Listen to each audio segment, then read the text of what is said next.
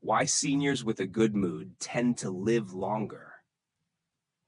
At the age of 85, Walter Jenkins was the oldest resident at Maplewood Retirement Home. While many of his peers complained of aches, pains, and the inevitable loneliness that came with age, Walter was a beacon of positivity. Every morning, he could be found sitting by the garden fountain, humming old jazz tunes and smiling at everyone who passed by. "Good morning, sunshine," he called out to Emily, a nurse who was rushing by with a stack of medical charts. She paused, her tired face brightening instantly. "Walter, what's your secret? You're always so cheerful," Emily asked, leaning against the bench. Walter chuckled, his eyes twinkling beneath his silver brows. "Oh, that's easy. I decided a long time ago that every day I wake up is a good day. No matter what hurts, no matter what I've lost, I still have today." Emily shook her head, amazed. "But don't you ever feel down? You lost your wife years ago. Your son lives across the country. How do you keep smiling?" Walter's expression softened. "I lost my Millie, yes, and my son, he's busy with his own life. But instead of dwelling on what I don't have, I focus on what I do. I still have the ability to walk, to talk, to taste chocolate ice cream. I still get to watch the sunrise and hear the birds sing. Why waste time being miserable when there's so much to be grateful for?" Emily sat beside him, feeling the warmth of his words seep into her. "But how do you keep that up every day?" Walter leaned back, eyes fixed on the garden. "It's like tending to a garden. Every morning, I water my plants of gratitude. I pull out the weeds of bitterness and trim back the vines of regret. And you know what? The flowers just keep blooming." Emily nodded thoughtfully. "You're right. I read somewhere that seniors with a positive attitude tend to live longer." Walter grinned. "You bet they do. I may not be a doctor, but I can tell you this. When you're happy, your heart beats a little stronger, your blood flows a little better, and your brain stays a little sharper. And when you laugh, it's like giving your soul a warm bath. Keeps you young."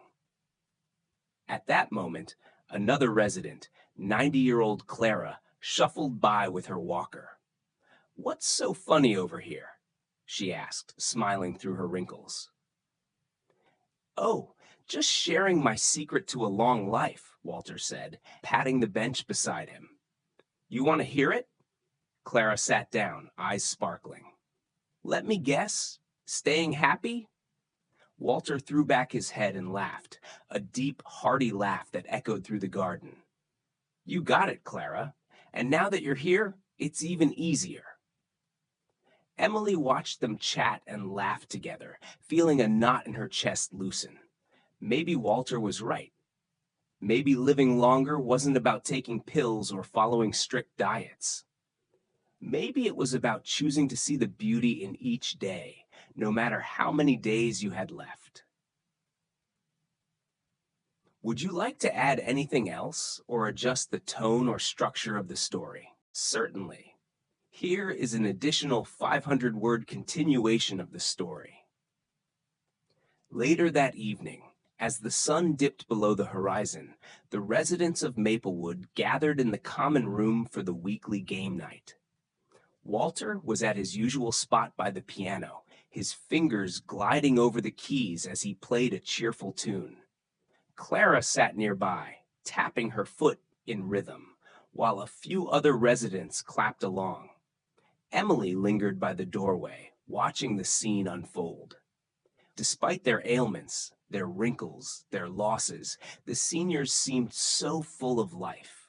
Walter, in particular, shone with a vibrancy that was almost contagious. It was as if he were radiating light, and everyone in the room was basking in its warmth. When Walter finished the song, he turned to the room and said, "All right, folks. It's time for a little gratitude game.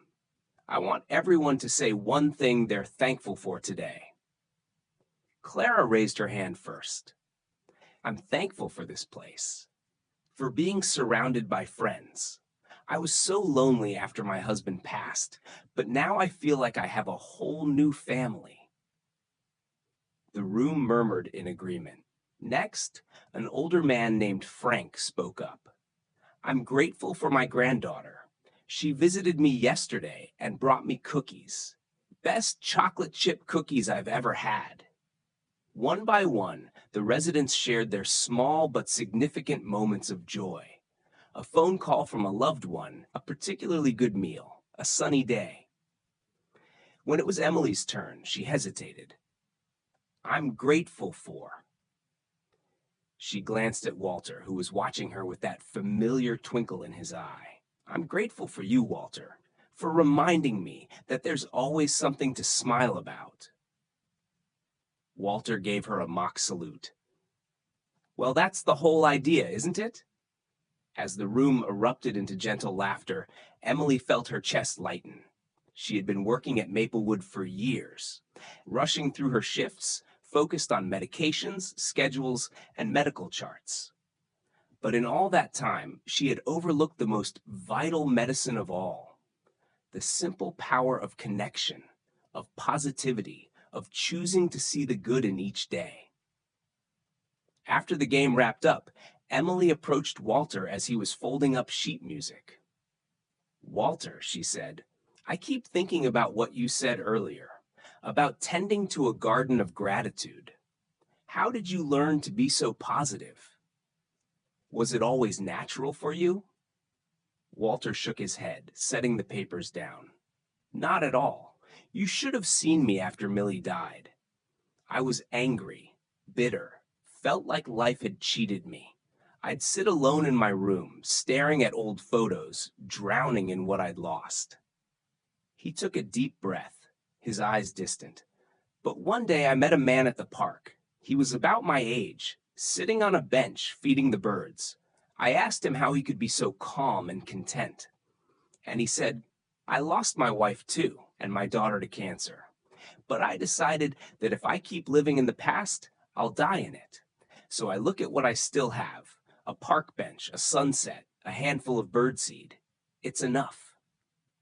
Walter's eyes met Emily's. That man saved my life without even knowing it. From that day on, I decided to look for the birdseed in every day. A simple moment of peace, a small act of kindness, a tune on the piano. And you know what? It works. Emily swallowed the lump in her throat. Said, do you ever miss Millie? Every single day, Walter said, his voice soft. But I don't miss the life I still have. And that's the difference. Emily felt tears prick her eyes. She reached for Walter's hand, giving it a squeeze. Thank you for sharing that. You might be the wisest man I know. Walter chuckled, patting her hand. Wisdom? Nah, just a guy who decided to keep on living. And trust me, Emily, the longer you keep choosing joy, the longer you get to enjoy it. Would you like me to continue, adjust the tone, or add anything else to the story?